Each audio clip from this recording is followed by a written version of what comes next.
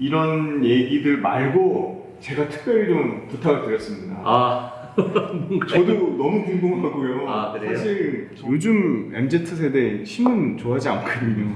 근데 이게 언론사 신문 구독해서 보라는 얘기고 좀 다소 요새 세대랑은 맞지 않은데 이 부분도 좀 더 자세히 설명 부탁드릴게요.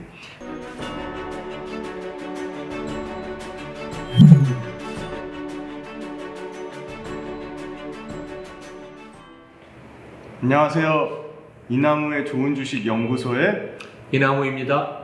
훈훈입니다. 반갑습니다. 촬영할 때 되면 늘 되게 설레이고 기분 좋습니다. 우리 이제 3주 넘어서 4주 차네요. 네, 이제 화려하게 루키로 데뷔하신 교수님 소감이 어떻습니까? 그런가요? 뭐 열심히 해야죠. 그리고 청취자, 구독자분들이 많은 피드백을 주셔서 네네. 너무 감사하고 약간 잘 반영해서 매주 조금 더 나은 모습으로 도움이 되는 그런 우리 영상 올리도록 노력해야죠, 같이. 네, 교수님이 상당히 이 유튜브에 대한 열정이 어마어마하십니다. 그걸 제가 옆에서 진짜 너무 절실하게 느끼고 있고요. 유튜브 진짜 잘 돼서 교수님이 많은 선한 영향력을 꼭 널리 좀 끼치셨으면 좋겠습니다. 저희가 이거 다소 뭐 너무 빠른 감이 있지 않나 그렇게 생각이 들기도 하는데 교수님이 학교에 계시다 보니까 다소 딱딱하고 재미없게 얘기하실 수 있음에도 불구하고 많은 분들이 콘텐츠의 질이 좋다, 그리고 콘텐츠의 내용이 너무 경쟁력 있다 말씀해 주신 부분에 대해서 감사하는 마음으로 저희가 최근에 구독자 수가 빠르게 늘고 있어서 생각보다, 그래서 지금 1,500명, 약 1,600명 가까이 지금 된 기념으로 교수님이 이거 쓰신데 얼마나 걸리셨죠? 뭐 쓴 거는 네. 컨텐츠가 원래 있고 이제 제 수업에 비슷한 내용을 가르쳐서 네네. 뭐 한 4, 5개월 걸렸는데 이제 금년 3월에 이제 발간을 했었죠. 네. 이 교수님이 쓴 좋은 주식, 나쁜 주식 이 책을 댓글 남겨주신, 인상적인 댓글을 남겨주시거나 저희 컨텐츠 관련돼서 좋은 아이디어 주신 분께 10분을 선정하여 보내드리도록 하겠습니다. 저희가 계속 이제 뭐 구독자가 10,000, 100,000 이렇게 커지면 커질수록 교수님이 또 많은 선물을 또 이렇게 주신다고 하셔서 저도 기대가 많이 되고, 그래서 구독자분들 계속 피드백 챙기는 유튜브가 되도록 노력하겠습니다. 또 제 홍보를 또 하게 해주신다고 해서 그래요. 저도 뭐 교수님 그 채널에 약간 자회사 개념으로 훈훈한 주식이라고 유튜브 채널을 운영하고 있는데, 교수님은 아무래도 학교에 계시다 보니까 개별 기업에 대해서 말씀하시는 게 상당히 좀 조심스러운 부분이 있어서 국내 기업 관련된, 국내 상장된 기업에 관련돼서는 저도 나름 이제 분석하는 영상을 올리고 있으니까 훈훈한 주식도 많은 관심 부탁드리고요.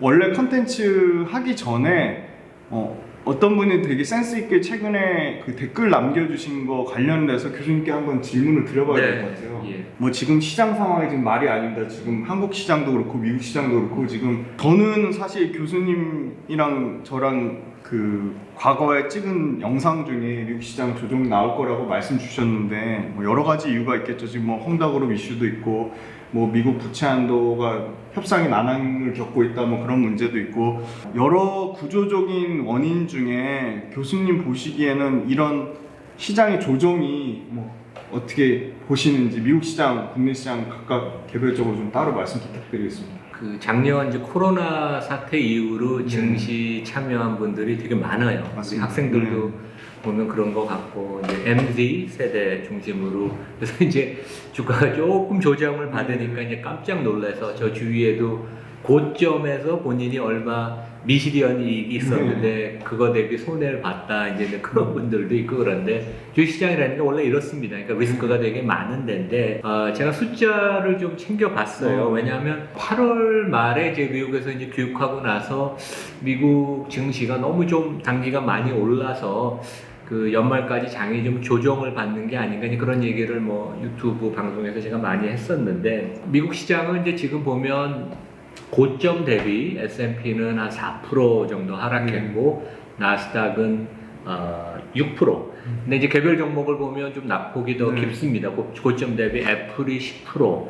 그다음에 이제 최근에 좀 논란이 됐던 페이스북하고 아마존이 각각 한 15% 하락했는데, 우리가 일반적으로 그 고점 대비 주가가 10% 이상 하락을 하면 조정, correction이라는 표현을 씁니다. 이건 전 세계적으로 이제 같이 쓰는 용어고, 그다음에 고점 대비 좀 더 낙폭이 깊은 20%를 이제 하락을 하면 베어 마켓, 네. 그러니까 본격적인 이제 약세장이라고 하는데, 이제 그 기준에 맞춰서 보면 미국은 시장 전체는 아직 조정 국면이 아니지만 개별 종목은 이제 네. 조정에 들어간 것 같고, 이런 추세는 좀 당분간 계속될 것 같습니다. 근데 일반적으로 조정에 들어가면 몇 달 후에 주가가 회복하는 경우가 되게 많아요. 하지만 이번에는 뭐 좀 몇 달 동안 하여간 조정 국면은 계속될 것 같고, 베어 마켓은 어떤 경우에는 1, 2년 이상 시간이 필요한 적도 있습니다. 그래서 한국은 코스피가 우리 9월 초 고점 대비 11% 빠졌고, 개별 종목을 보니까 고점 대비 낙폭이 훨씬 깊더라고요. 그래서 삼성전자는 25%, 네이버와 그 카카오가 각각 20%, 36%, 그다음에 다른 블루칩인 현대차도 33% 조정 받았고, 그다음에 이제 경기 관련주 중에 되게 재밌는 게 HMM, 컨테이너선 저희가 이제 2주차에 방송도 했는데, 여기가 고점 대비 40% 빠졌어요. 그래서 올해 퍼가 3배인데, 일반적으로 퍼가 이렇게 낮아지면 경기 관련주는 그 사이클의 그 이익의 정점에 거의 다다랐다는 얘기거든요. 근데 이런 현상이 한국뿐만 아니라 대만, 그 다음에 그 덴마크의 세계 최대 컨테이너 선사 그 머스크에도 나타납니다. 한국, 대만, 덴마크 선사들이 다 퍼가 3배에서 4배 수준이에요. 그런 거 보면 주가가 단기간에 좀 회복되기는 어렵지 않나 그런 생각을 하고, 한국 주가는 뭐 저희가 지금 방향성이 별로 없습니다. 그래서 월가만 저희가 이제 쳐다보고 그런 형편인데, 제가 미국 주가를 좀 계속 조심스럽게 보는 이유는, 첫째, 기업 이익의 그 증가율의 모멘텀이 꺾였다. 그게 첫 번째 이유인데, 기업 이익은 4분기까지 계속 증가율은 플러스이겠지만 증가율이 급격하게 둔화되는 모습. 근데 이제 시장은 이익 증가율이 둔화되거나 감소되는 걸 싫어하거든요. 근데 그게 첫 번째 이유고, 두 번째는 금년 2분기에 미국 기업 이익의 수익성 마진이 피크를 쳤는데 14%, 하반기 들어서 여러 가지 원가 압력이 많아서 수익성이 좀 빠르게 둔화될 것 같고, 세 번째는 미국 반대편의 중국 문제인데, 결국 시진핑이 그 국가 경제 정책, 뭐 국가 통치의 철학이죠. 그거를 성장에서 이제 분배, 공동부유로 바꾸면서 그게 전 세계적으로 중국에 어떠한 영향을 미칠지 솔직히 그 예측하기 힘듭니다. 그래서 중국의 장기 경제 성장성이 많이 떨어진다면 전 세계 많은 블루칩들의 기업이익 성장, 그 밸류에이션에 영향을 미칠 거고, 마지막으로 제가 한번 말씀을 드렸는데, 미국에서 가장 발빠른 데가 헤지펀드인데, 헤지펀드들이 이미 몇 달 전부터 익스포저, 시장에 대한 노출도, 그 다음에 리스크를 많이 줄였어요. 그래서 이제 그런 것들은 한번 참고할 만한데, 제 생각에는 좀 조정 국면이 앞으로 몇 달은 가는 것이 아닌가. 그래서 오히려 투자가들이 여기서 뭐 패닉할 필요는 없고, 제 생각에는 본인이 너무 좋아하는 기업들이, 가령 뭐 아마존 같은 경우가 15% 빠졌고, 그 다음에 뭐 카카오 같은 게 거의 35%, 40% 빠져서 본인이 아주 펀더멘털이 좋은 종목을, 기업을 봐놓은 게 있으면 이럴 때 진짜 저렴하게 매수할 수 있는 기회거든요. 그래서 항상 그 전략적으로 잘 대응하는 게 중요하다고 하겠습니다. 지금 질문 드린 거에 대한 답변 잘 들었는데요. 갑자기 드는 질문인데요. 왜 이렇게 조정이 나올 때는 포트폴리오의 조정이나 포트폴리오 변경을 사람들이 많이 고민을 하잖아요. 일반적으로 주식을 크게 성장주, 가치주 이렇게 뭐 그게 구분이 무의미해진 뭐 요새 시대긴 한데, 성장주, 가치주 그렇게 조정이 나온 관점에서 봤을 때 그럼에도 불구하고 성장주 쪽에 더 비중을 높이는 게 더 전략적으로 유효하다고 보시는지, 아니면 좀 더 주가 하방 경직성이 좀 강화된, 우리 지난번에 자세하게 다뤘던 이렇게 좀 안전한, 원래 14년 동안 딱 2번밖에 손실이 안 나 이런 소비재 쪽의 비중도 어느 정도 포트에 담는 게 좀 유리하다고 보시는지 업종별 분배 관점으로 좀 설명을 부탁드릴게요. 그 경제신문이나 뭐 이럴 때 보면 이제 전문가들이 네. 주가 빠진 다음에 현금 비중으로 네, 논의라고 그러거든요. 별로 의미가 하나도 네. 없는 얘기입니다. 오히려 이럴 때 네. 무슨 종목을 해야 되는지 이제 고민을 해야 되고, 물론 이제 현금이 좀 여유가 있는 네. 경우에 해당이 되고, 가치주, 성장주의 구분은 이제 점점 무의미한 것 같아요. 네. 그래서 결국 구경제 기업 중에도 디지털 전환을 잘하는데, 우리 지난주에 공부한 네. 나이키 같은데, 뭐 이런 데가 대표적인 데인데, 월마트도 이제 그렇고, 그래서 그 가치주 성장주 그 구분보다는 개별 업종, 개별 종목의 펀더멘털을 따지는 게 좋을 것 같고, 네. 최근 같은 상황에서 지난주에 저희가 커버했던 필수 소비재 네. 중에 가령 P&G 같은 경우가 주가가 많이 빠지면, 근데 이런 회사는 또 주가 많이 안 빠집니다, 이럴 때. 근데 뭐 5% 10%라도 빠지면 단가를 좀 저렴하게 매수할 수 있는 기회니까 저희가 눈여겨보는 것도 좋죠. 그래서 LG생활건강 같은 데도 최근에 160, 70만 원에서 130만 원대로 주가 많이 빠졌습니다. 그래서 주가가 많이 빠졌을 때 좀 더 내가 선택적으로 어프로치를 해야 되는 게 아닌가. 이럴 때 현금 비중을 늘리는 게 아니고, 그거는 저는 되게 그렇게 얘기하는 전문가들은 다 넌센스라고 생각합니다. 예. 굉장히 중요한 말씀 해주셨어요. 현금 비중보다는 이럴 때일수록 포트를 점검해서 그 확실한 업종에 대해서 좀 더 그 투자와 공부가 필요하다는 말씀을 주신 것 같습니다. 네. 교수님, 저희가 맨날 증시 얘기하고 산업 얘기하고 네. 기업 얘기하고 이런 얘기들 말고 제가 특별히 좀 부탁을 드렸습니다. 저도 너무 궁금하고요. 아, 그래요? 사실 저는 짧게 제 얘기를 하자면 저는 교수님 그때도 영상에서도 저에 대해서 말씀 주셨지만 화학공학과를 나와서 엔지니어 출신이죠. 네, 그렇죠? 플랜트 쪽 설계 엔지니어만 9년 가까이 음. 하고 금융권에는 36살 완전 늦깎이로 들어온, 완전 뭐 금융권 뭐 그냥 루키 정도밖에 안 되는 수준인데, 저는 금융권에 진짜 어렵게 들어왔거든요. 이제 증권사 지점 영업부터 시작을 했었는데, 이 사실 금융권 취업에 관심 있는 분들 상당히 많습니다. 그리고 저는 개인적으로 금융업이 아직까지 안타까운 현실이지만, 우리가 JP 모건이라든지 뭐 골드만삭스라든지 세계적인 금융권, 뭐 미래에셋 대우도 있고 삼성도 있지만 세계적인 금융권 회사라고 하기에는 아직 많이 부족한 점이 있어서, 격차가 좀 있죠. 네, 격차가 좀 있어서 오히려 역발상으로 한국 금융업은 발전 가능성이 무궁무진하다, 그렇게 생각하고 있어서 이 금융권 취업을 생각하는 취업 준비생 분들한테 30년 베테랑 국제금융 전문가이신 교수님만큼 이런 조언을 해주실 분이 저는 없다고 생각합니다. 그래서 오늘 이 금융권 취업에 관련된 얘기를 교수님과 나눠볼까 합니다. 또 이제 제일 좋은 분이 취업 시즌이네요. 네. 지금 보니까 이제 연말 이제 다가와서. 네. 그리고 또 학교에 계시잖아요. 그렇죠. 많은 대학원생들, 대학생들을 상대하시니까 가장 직접적이고 가장 현실적인 조언을 해주실 것 같고요. 저희가 또 실제 교수님 제자분들 또 인터뷰를 준비했습니다. 그래서 그것도 영상 한번 봐주시고요. 저희가 처음에 영상을 만들 때 교수님 소개 영상을 만들긴 했는데, 뭐 다시 좀 새로운 시점에서 교수님 스펙의 끝판왕이신 교수님의 금융권 이력, 그리고 30년 국제금융 투자 경험에 대해서 다시 한번 설명을 좀 부탁드리겠습니다.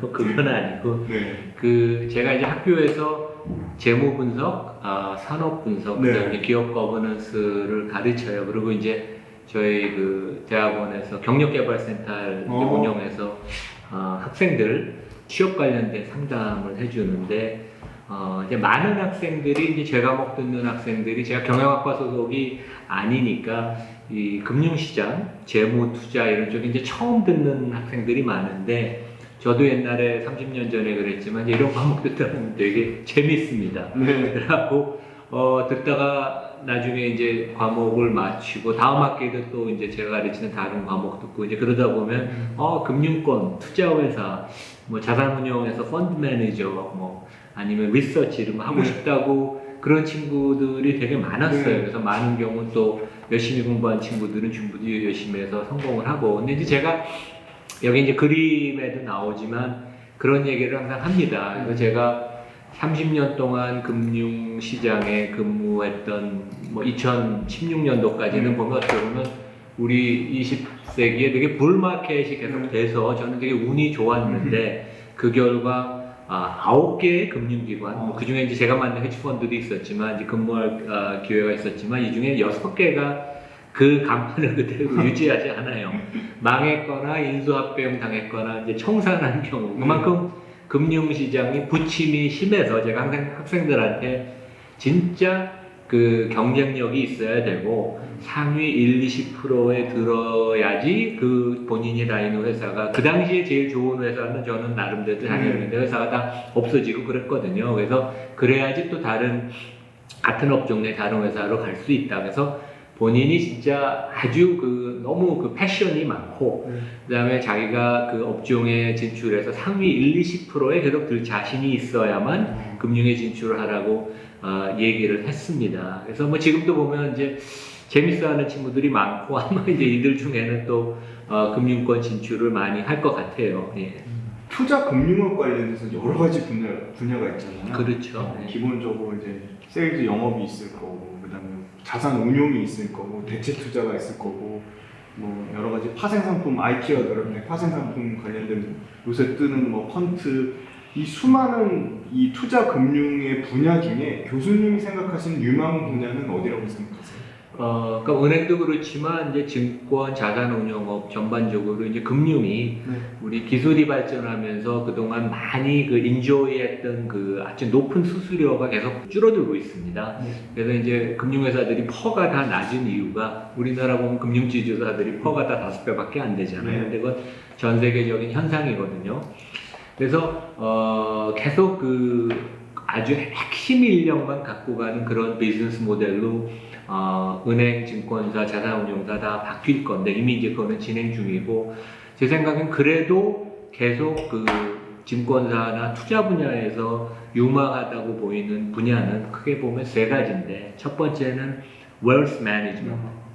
그러니까 우리 PB, private banking이라는 표현을 많이 쓰죠. 그래서 전 세계적으로 부자가 늘어나고 그 부자들의 부는 계속 경제 성장보다 훨씬 빨리 증가합니다. 이번에도 우리 코로나 사태를 2년간 겪으면서 부자들의 그 부라는 거는 전 세계적으로 재산이 급격하게 증가를 했죠. 그래서 이런 사람들의 이런 가구들의 재산을 전문적으로 관리해 주는 게 아주 큰 산업이고 이미 그리고 뭐 미국이나 유럽에서는 도매 증권업보다는 이런 분야가 훨씬 시장에서 높게 평가를 해줍니다. 왜냐하면 안정적인 비즈니스 모델이고 성장을 많이 하니까. 그래서 이런 분야가 되게 유명하고 제가 자료 찾아보니까 삼성증권 같은 데는 1년에 한 번 이런 PB를 꿈꾸는 그 대학생들을 그 뽑는 프로그램도 있더라고요. 그래서 하여간 웰스 매니지먼트 PB가 되게 유망한 직종이고 그러니까 두루두루 많이 알아야 됩니다.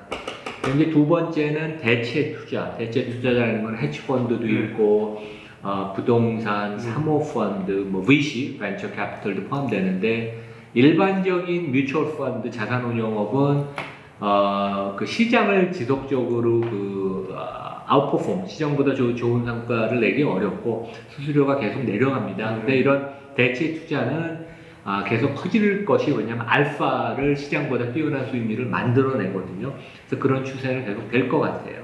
그래서 이제 이 분야가 아주 유망하고 마지막으로는 이거는 뭐 어떻게 보면 이과생한테 좀 해당이 될 텐데 수학, 물리, 공학을 전공한 학생들이 금융에 진출해서 수학이나 이런 걸 잘 하니까 파생상품 분야 여기서 이제 스트럭처 프로덕트를 만들고 판매하는 직업들이 되게 유명하고 상당히 그 엘리트들이 가는 겁니다. 그래서 이런 분야는 계속 수요가 꾸준히 있을 것 같아요. 그래서 이 세 분야는 하여간 금융업이나 우리나라 경제 성장보다 더 높은 성장을 앞으로도 5년, 10년, 20년 동안 계속 보일 걸로 저는 생각을 합니다. 3가지 분야 이제 웰스 매니지먼트, 그다음에 아까 말씀하신 이제 대체 투자, 그다음에 한 가지는 파생 상품, IT와 결합된 파생 상품 분야를 유명한 보시는군요.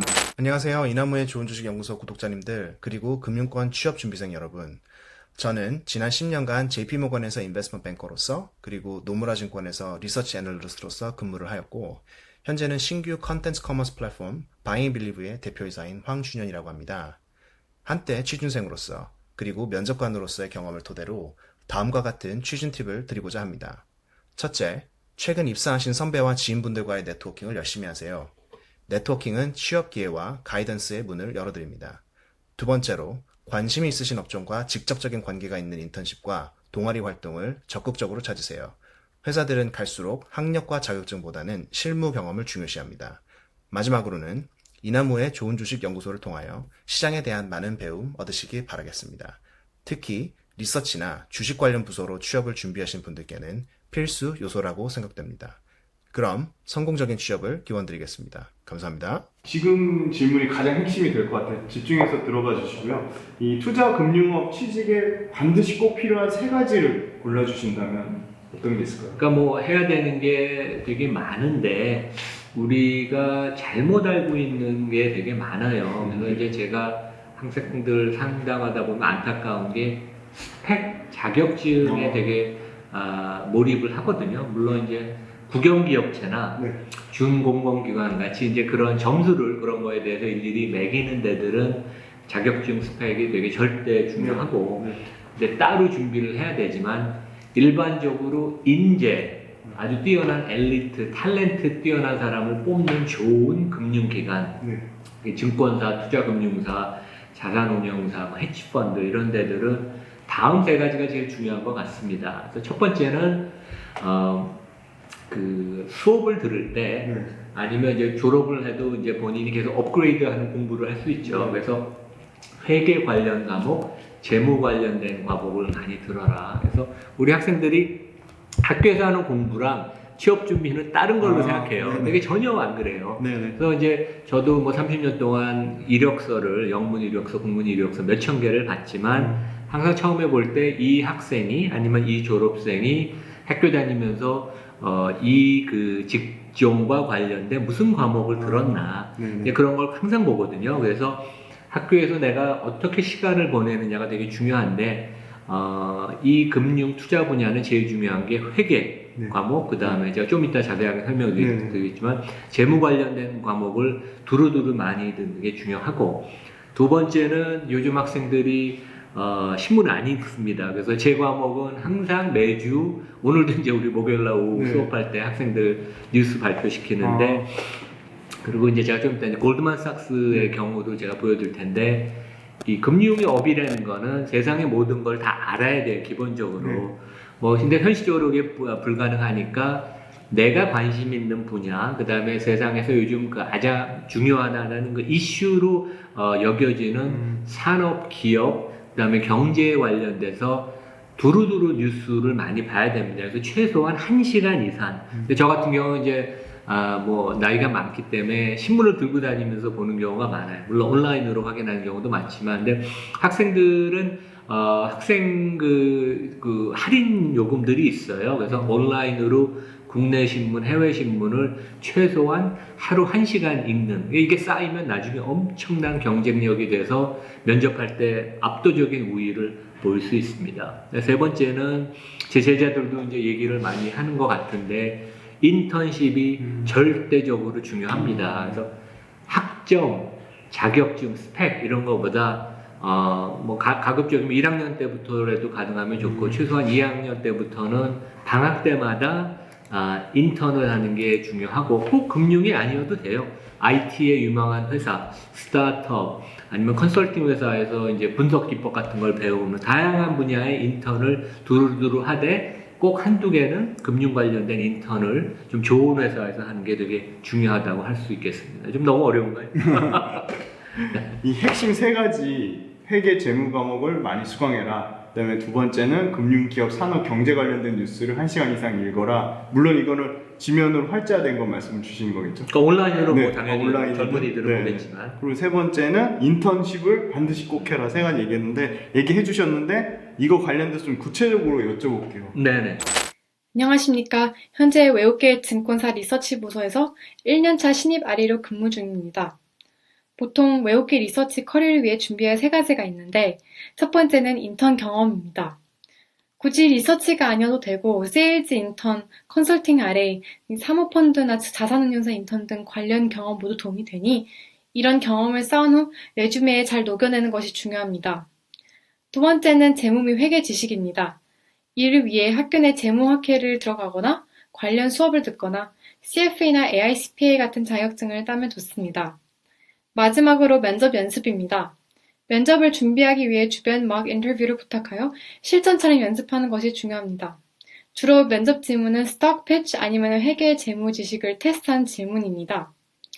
여기서 추가로 에세이 시험을 보는 것도 있는데 이를 위해 평소에 경제나 경영 기사를 많이 읽고 나만의 의견과 생각을 잘 정리하는 연습을 많이 하는 것을 추천드립니다. 정말 이 학교 공부, 이 재무나 회계 과목 듣는 게 그렇게 중요한 건가요? 그 저도 1986년에 제가 연식이 오래됐네요. 1986년에 MBA를 이제 미국 가서 할 때 처음에 너무 고생을 했어요. 왜냐면 저는 학부를 경제학을 했고 대학원은 이제 경영대학원을 갔는데 첫 그 쿼터 제가 다녔던 시카고라는 학교는 학기가 아니고 이제 3달 단위로 이 학제가 운영이 되는데 재무회계를 들으면서 너무 고생을 했는데 지난 30년을 되돌이켜 보면 가장 그 들었던 과목 중에 지금까지도 계속 활용하는 게 재무회계입니다. 그래서 이제 우리 학생들이 보통 회계 과목을 싫어해요. 이게 좀 시간도 많이 들고 처음에 이제 용어가 좀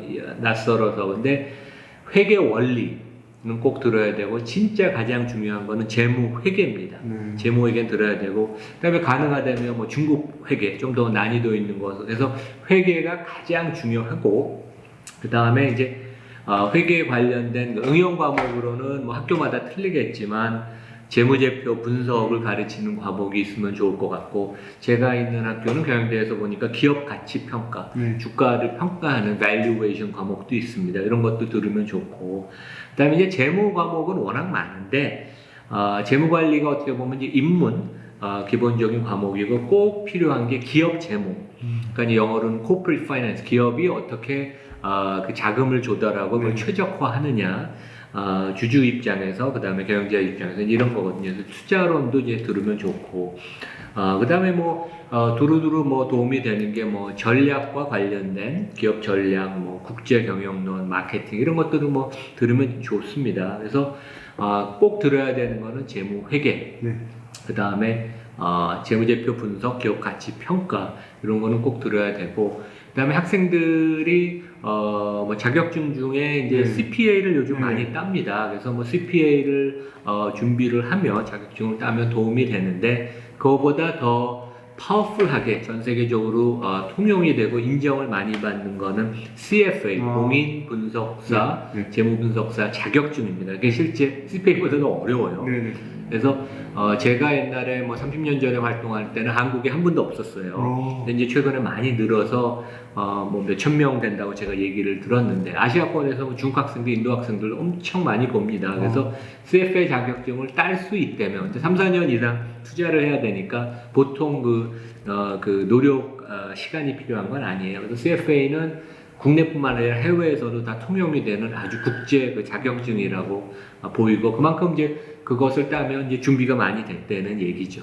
교수님 그 재무회계를 실제 그 금융투자업에서 실무로 많이 재무회계 때 들었던 그 과목이 실제 실무에 많이 도움이 되셨다는 얘기인 거죠? 그렇죠. 왜냐하면 그러니까 꼭 뭐 투자 관련된 뭐 분석 관련된 일을 안 해도 외국 회사 그 IB 같은 데에서도 보면 이제 처음에 들어가면 하는 일이 그 기업 재무제표를 보고 국내 해외 뭐 이제 뭐 찾고 이제 그러는 건데 그거를 하려면 가장 기본이 기초가 되는 게 재무회계거든요. 그래서 현금 흐름, 캐시플로우의 개념이 뭔지, 기업의 그 재무 건전성은 어떻게 평가하는 건지, 재무제표를 가령 어떻게 어디서 찾아야 되는지 그런 것들이 가장 기본적인 거거든요. 이제 그런 것들을 하려면 재무회계를 듣고 그것을 실전에 응용을 이제 많이 해야 됩니다. 교수님 지금 연세대 국제대학원에서 수업하시는 것 중에 재무 관련된 수업이 있어요? 그러니까 이제 제가 국제학대학원하고 언더우드 국제학부에서 수업을 하는데 재무회계, 그다음에 재무 분석 과목도 가르치고 그다음에 이제 산업 분석. 그러니까 이제 산업별로 중요한 이슈를 어떻게 찾냐, 그다음에 그거를 뭐 어떻게 장기 수요를 예측하냐니 뭐 그런 거 가르치죠. 교수님 강의가 연대에서 인기가 많다고. 그렇지 않습니다. 너무너무 들었어요. 영어로 가르치는 과목이기 때문에 상당히 이제 인기가 그 많다고. 학생 수는 한정이 돼 있습니다. 일반 학생들은 그 어떤 학교 내 이제 그 원칙 때문에 수강을 못 하기 때문에 이제 우리 영어로 듣는 그런 그 가이드라인에 들어와 있는 학생들만 이제 듣죠. 외국 학생들도 많고요. 그리고 이제 두 번째로 말씀 주신 게 이제 요즘 MZ 세대 신문 좋아하지 않거든요. 근데 이게 언론사 신문 구독해서 보라는 얘기고 좀 다소 요새 세대랑은 맞지 않은데 이 부분도 좀 더 자세히 설명 부탁드릴게요. 근데 이거는 뭐 꼭 제가 얘기하는 게 아니라 저는 이제 경험적으로 이걸 알기 때문에 이제 학생들한테 얘기하는데 제가 좀 이따가 막 골드만삭스 뉴욕에서 최종 그 라운드 인터뷰에서 이제 안내문을 회사가 보낸 걸 보여드릴게요. 네네. 근데 국내에서는 이제 뭐 경제지가 양대 산맥이죠. 한국경제신문, 매일경제신문이 있는데 뭐 둘 다 보는 게 어려우면 둘 중에 하나는 온라인으로 보면 될 것 같고 이건 뭐 무료여서 그냥 인터넷 들어가서 보면 됩니다. 그리고 학생들은 아마 무료로 뭐 앱을 깔 수 있을 거예요. 그 다음에 이제 영어가 좀 가능하고 그 다음에 내가 국제적으로 좀 그런 투자 마인드를 갖고 싶다. 외국회사도 꿈꾼다 그러면 당연히 봐야 되는 게 월스트리트 저널, 그 다음에 그 미국 신문이죠. 그다음에 영국계인 그 파이낸셜 타임즈, 그 다음에 주간지인 이코노미스트. 그래서 저는 뭐 요 5개는 기본적으로 봅니다. 그래서 뭐 놓칠 때도 있지만 항상 들고 다니고 이제 그러는데 하루에 1시간 이상을 투자해야 되는 게 처음에는 좀 어려워요. 왜냐하면 낯설고 특히 영어로 보는 건 어렵지만 이게 이제 쌓이면 자기 그 내공이 쌓이거든요. 지식의 폭이 넓어지고 이제 깊이가 쌓여져서 그런 훈련이 필요하고 이거는 국내에서 그렇게 요구를 안 한다고 해도 해외에서는 반드시 꼭 해야 되는 과정이고 이건 어떻게 보면 기본입니다. 그리고 국내에서도 이제 좋은 회사들은 이 정도는 충분히 준비할 것을 회사가 이제 기대를 하죠. 네, 1부는 여기까지 마치고요. 2부에서는 좀 더 교수님과 심화된 얘기로 자세히 나눠보도록 하겠습니다. 감사합니다.